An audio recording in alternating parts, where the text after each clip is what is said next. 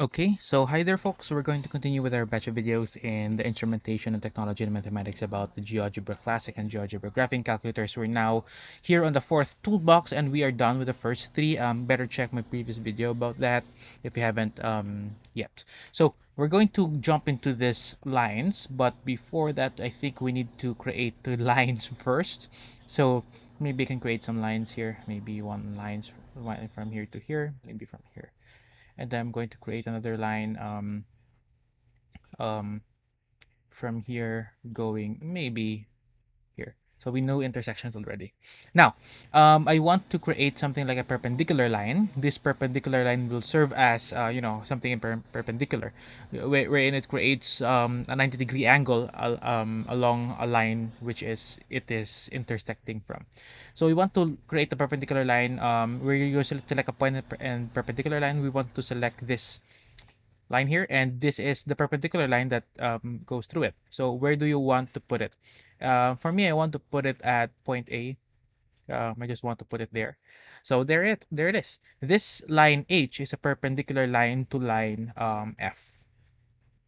Okay, let's try a parallel line. I want to create a parallel line of this line C, and you may want to hover wherever you want this line to be put. I want it to be this point B should be on that line. So we have line I, the name is here, line I, we can see it here. Line I is parallel to line line G rather, sorry, line G. Let's try another. We have a perpendicular bisector. So it divides the line into two parts. So I think we need to have a segment here. Let's try. Um, we cannot. I think we need to have a segment first. So let's create a segment. This segment will be from this point here going to this point here. So that's a line segment. You want to create something like a perpendicular bisector of that segment.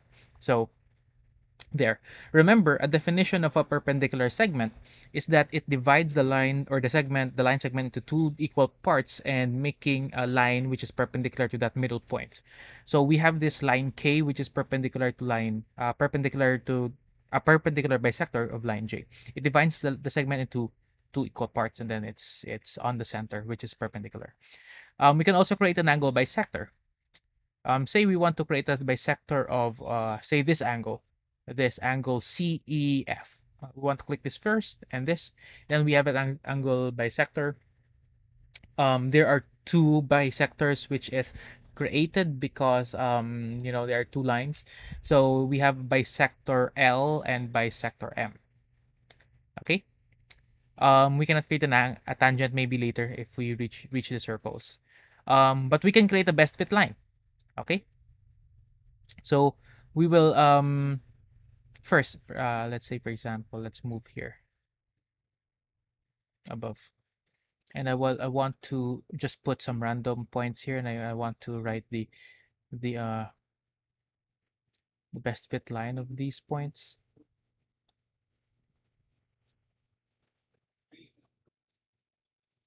Okay, for instance, we have those points from G to P. So I want to create a best fit line out of that.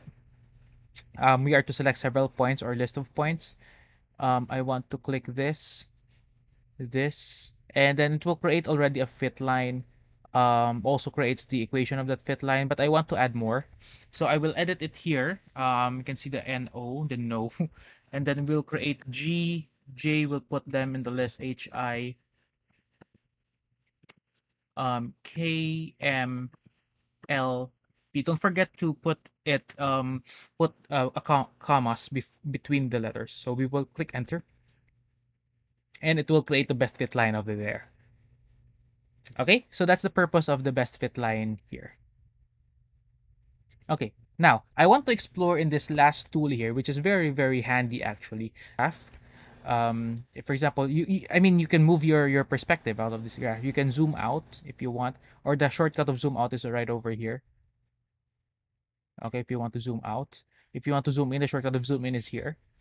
If you want to move the graphics view and we want to move it down below, you can really do that, just like similarly to the move button here. Um, but the other thing about this move button is that you can literally move some points. So for instance, if I'm going to move point P going here, as you can see, the best fit line also moves because it's the best fit line. You can just drag this point here, and then notice the best fit line is also adjusting because it's best fit to that. Okay, so there. So that's the purpose of the move. So here, strictly, you cannot move the points, but you will just move the view, your view, okay, of GeoGebra. What else are in here? You may want to show or hide the object. Say I want to hide this best fit line, just click that, and then yeah, show, hide, and show.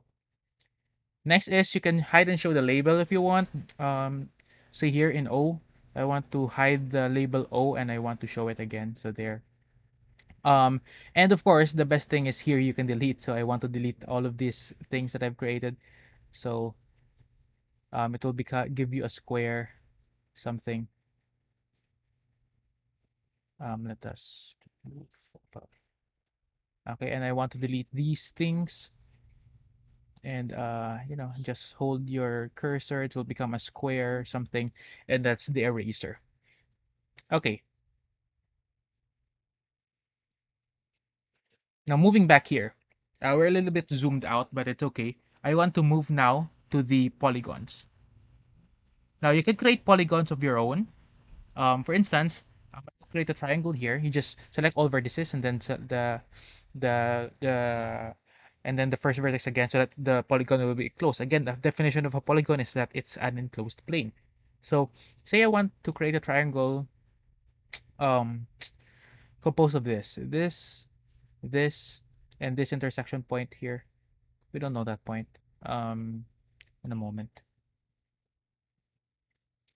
I want to create an intersect point, which is here. There, that's point G. And let's create a polygon out of that. So I want to click point D, point A, point G, and go back to point D. And then what we have is a triangle. Okay, a triangle named by T sub T1, which is a polygon DAG. That's a triangle.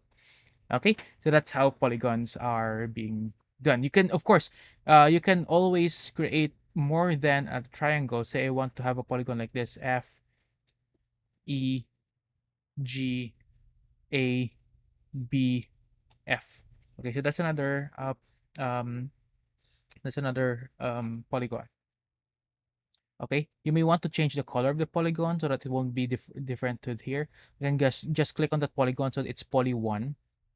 So you will just need to click on the settings or click on this and then change it to something like I want the color pink. Okay, why not? Oops, sorry. I think I clicked the wrong one. Let's undo that.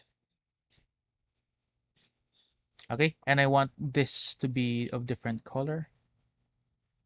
So I will want this to be something like this pink. So there you go. Oops, sorry. Make sure that you know what you're using with your cursor. Okay, it's very critical. Oh, doesn't change in a while. Change the color.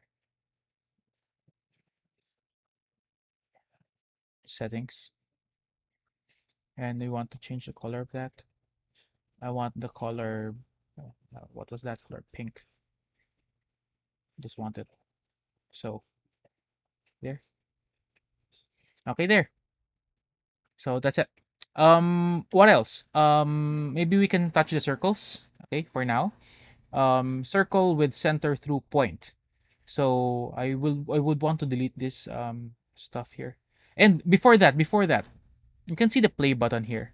Before we go into circles, you can see the play button. Actually, this is kind of fun to do. For example, I'll click play. The image will just move on its own, from this point A. The point A will move from that point. Notice point A is here. So if point A will move, all the other points will move in relative to point A. So as you can see, point A is moving at this direction, there and there and there. And I will just want to pause it somewhere. Where's point A again? A point A is here. It's already in the origin, at the origin.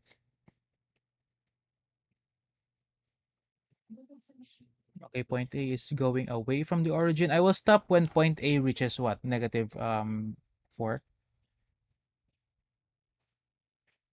or yeah. I'll change this to 4 or negative 4. There. So that's it. That's it. We can also move point B relative to point B. We can move it along the axis and it will look like this. Point B will move up. As you can see, all the others are moving in the relative to point B. Okay? So the others are moving in relative to point B.